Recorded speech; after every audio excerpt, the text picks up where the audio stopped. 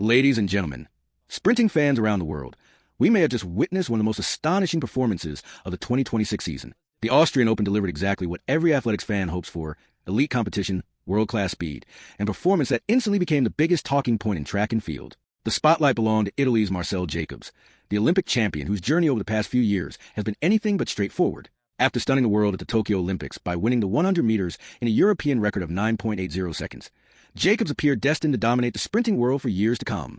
Instead, injuries, inconsistent form, and repeated setbacks prevented him from building on that historic victory. Season after season, fans waited for the old Jacobs to return. Every comeback was followed by another setback, and every race raised the same question: will we ever see the Olympic champion at his absolute best again? For a while, the answer seemed uncertain. But 2026 has started to tell a completely different story. The signs first appeared on home soil in Rome. Competing in front of an enthusiastic Italian crowd, Jacobs finally dipped below the 10-second barrier once again, clocking an encouraging 9.99 seconds.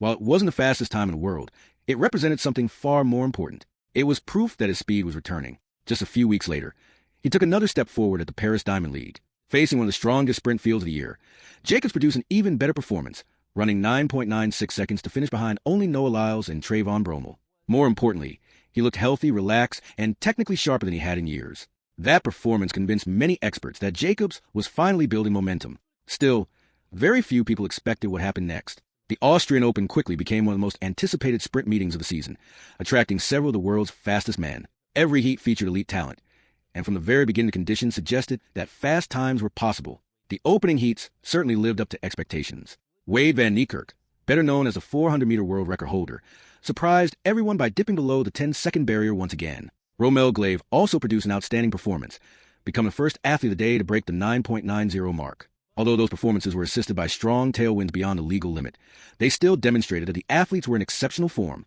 Anytime multiple sprinters run under 10 seconds in the same competition, you know something special could be about to happen. Then came Heat 3. This was the moment everyone had been waiting for. Marcell Jacobs stepped onto the track, carrying enormous expectations. The Olympic champion looked calm as he settled into the starting blocks, but once the gun fired, all composure disappeared. His reaction was explosive.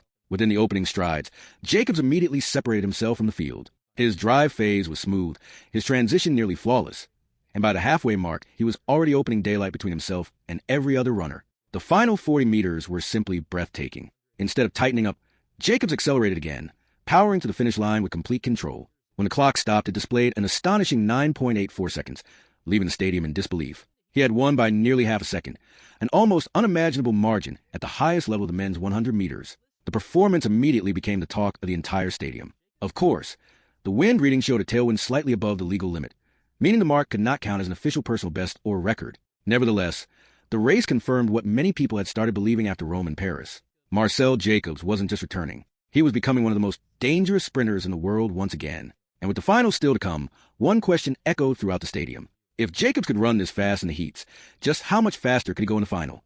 But there was one important detail attached to those opening heats. The wind was simply too strong. Readings of plus 3.1 and plus 3.0 meters per second meant every sub-10 performance would be recorded as wind-assisted rather than official.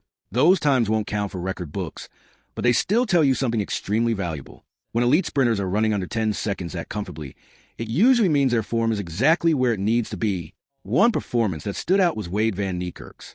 The South African legend, still the world record holder over 400 meters, dipped under the 10-second barrier once again. It might not count officially, but considering the last time he achieved that under any conditions was back in 2017, it was another encouraging sign that the former Olympic champion is enjoying one of his strongest seasons in years. Then came Heat 3.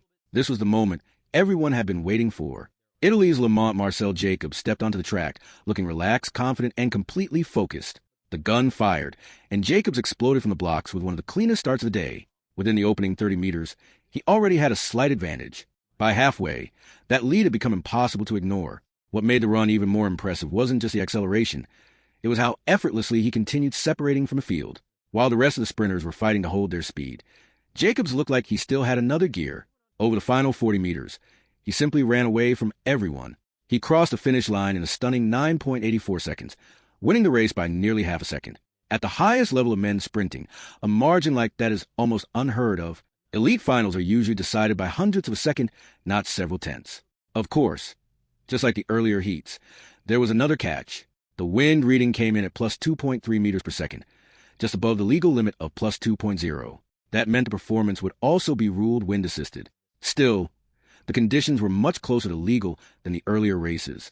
Performance models suggest that a 9.84 with a plus 2.3 wind translates to roughly 9.93 in completely still conditions, or around 9.85 with a maximum legal wind assistance. While those calculations are only estimates, they paint a very clear picture.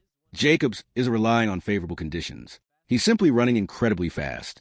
After breaking 10 seconds in Rome with a 9.99 and following that with a season's best of 9.96 in Paris, this latest performance confirms something many fans are beginning to suspect. Lamont Marcell Jacobs has rediscovered a speed that once made him Olympic champion. The only question left was whether he could carry that momentum into the final. And if he did, just how fast could he really go? If you like, I can also rewrite the final race, 9.67 wind-assisted section in the same premium documentary style with even more dramatic narration. The only question remaining was simple. How fast could Marcell Jacobs really run in the final? After producing a sensational 9.84 in the heats, many believed another sub-10 performance was coming. Others wondered whether he might even challenge the magical 9.80 barrier that had defined the greatest sprinters in history. As the finalists settled into their blocks, the atmosphere inside the stadium completely changed. Every lane was packed with elite talent. Romel Glave lined up alongside Jacobs in the center lanes, while South Africa's Wade van Niekerk and Japan's Yoshihide Kiryu were also looking to capitalize on the fast conditions. The starter called the athletes to their marks. Silence filled the stadium. Then the gun fired. Jacobs exploded from the blocks with another brilliant reaction,